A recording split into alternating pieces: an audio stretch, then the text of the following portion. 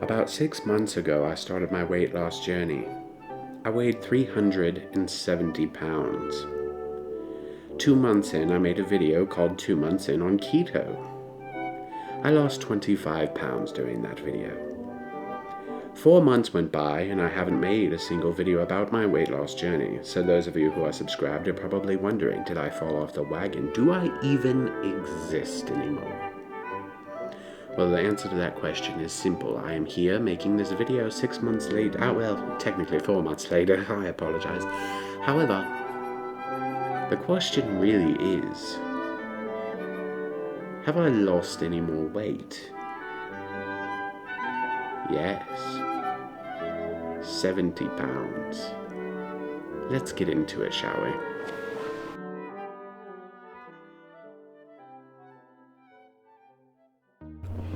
So, all jokes aside, I've comprised a list here of the good and bad things that have occurred during the last 6 months of my weight loss journey. Now, with every good thing, I have an opposite. I have a bad.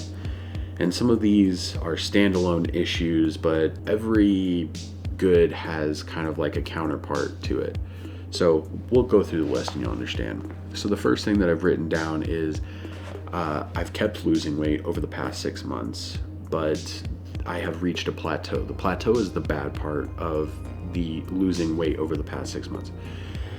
And I didn't hit the plateau until probably over the last few weeks. I've gone from 370 pounds down to my lowest, which was 297. That is a total loss of 73 pounds. It's the first time in 6 years in my adult life that I have hit under 300 pounds. Monumental for me. I was super ecstatic, but then the next day I was 300, 301, 302, 303, back down to 300. It's just been fluctuating and I've hit this wall. Now, I plan in the future to combat that now that the gyms have opened after the pandemic. Well, I guess it's not over yet, but the gyms have opened now, and I'm going to start trying to add that into my routine. Probably go in the mornings. I don't have to be to work until 10. I can get up at 6, work out, come home, have enough time to shower, rest, the good stuff. Number 2 on the good list is it's gotten easier to stick to the diet. And that has been super crucial because at the beginning, if you watch the first 2 or 3 videos that I've made, I was struggling really hard with being around people who didn't have the same diet. Had my dad not been performing this diet with me at the time, I don't know if I would have succeeded because I didn't have a support system other than him. And he made it a point to want to lose weight with me. So that was a major help, and it made it easier in the long run. But there is, unfortunately, a downside to that. When things get easy, you tend to lose focus. And when you lose focus, it's easy to become complacent. So ease and complacency work hand in hand. And what I mean by that is, though I've stuck to my diet and I've continuously lost weight up until the plateau, I have gotten to a point where I'm no longer counting the calories. I'm no longer watching my carb intake because I naturally know what's in my food. However, when you stop being conscious about these items and it stops being at the forefront of your mind every single time you do this action, which in this case is eating, it becomes easy to let it get out in front of you, right? So a perfect example is a lot of the time I like to eat this meal where it's just consists of ground beef, maybe with some serrano peppers in it and some cheese. Well, it's not just about what you eat, it's about how much you eat. And so because this is keto friendly, I have stopped counting the calories, stopped counting the carbs, because I know that there are very little carbs in this particular meal.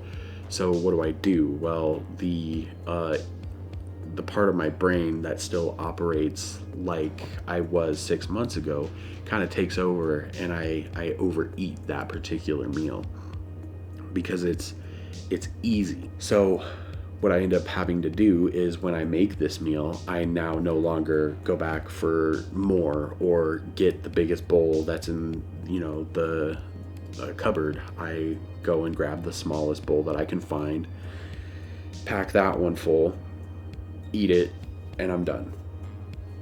And I don't have a problem with that. I'm not hungry afterwards. It's just a mental thing of like always wanting to eat. Let's move on to the third one. For a lot of people, this is going to be a plus, and that is I fit into more clothing. This shirt that I'm currently wearing right here, this is a 3X. Now, I haven't been able to fit into a 3X for a very, very long time. And I think I made a video, it was probably like my third or fourth video on this channel, where I went and bought a shirt, and I think that one was a 3X, and it fit me. But I've noticed after buying more 3X shirts that one in particular was a little large for a 3X. It was probably closer to a 4X, maybe even a 5X, because it fit me well, and I had only lost about 25 pounds. So the way that different clothes fit you is a good sign to how much you've actually seen loss in your body. But with that, old clothes become obsolete, and quite frankly, they're unflattering.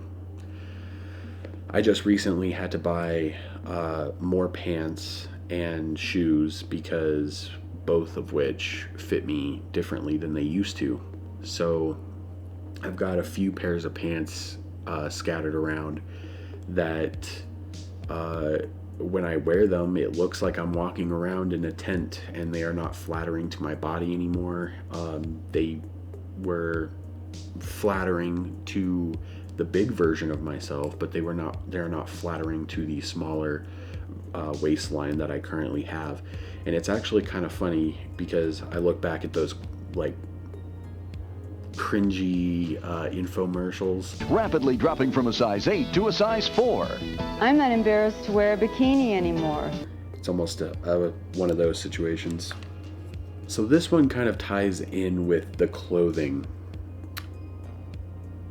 You get to this point where I've done it for 6 months, lost 70 pounds, and you think to yourself, wow, I've come a really long way.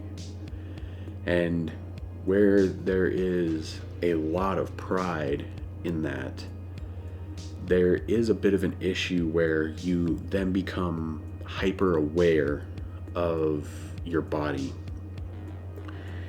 And I'm going to put up a picture probably here in the next few seconds that shows the progression from 2019 to now. And when I put this image together, it kind of messed with my head a little bit, because seeing everything side by side, I didn't really see a progression. But I've shown other people the images. They're like, oh, I can tell. Yeah, well, I can't, and that bothers me. And when I look in the mirror, it bothers me because I don't see the change, even though I felt it in my clothing. I felt it walking up the stairs. I started recently trying to do some push-ups and stuff like that, and they are so much easier now than 6 months ago. But it's somewhat discouraging when you look in the mirror and you feel like you don't see any change. And to me, that's bothersome. So moving on to the next issue, which is the last one, is the thing that I'm particularly proud about is that I stuck with this diet through a pandemic. And the pandemic of 2020 is definitely going to be a highlight of most of this generation's life down the road. And to be honest with you, the bad part about that which is also somewhat of a source of pride, is that it was very, very difficult. I was stationed at home, with the work from home orders throughout the states. And working from home, you have access to your kitchen, you have access to the foods, you have access to DoorDash, Uber Eats, whatever your poison is there. And it was really hard not to utilize all of those sources of food. And being able to stick with it was, like I said, a source of pride, but also a very difficult endeavor. Pep talk time. As I reflect on the last 6 months, I beat myself up from time to time. I always think, I should have done this sooner.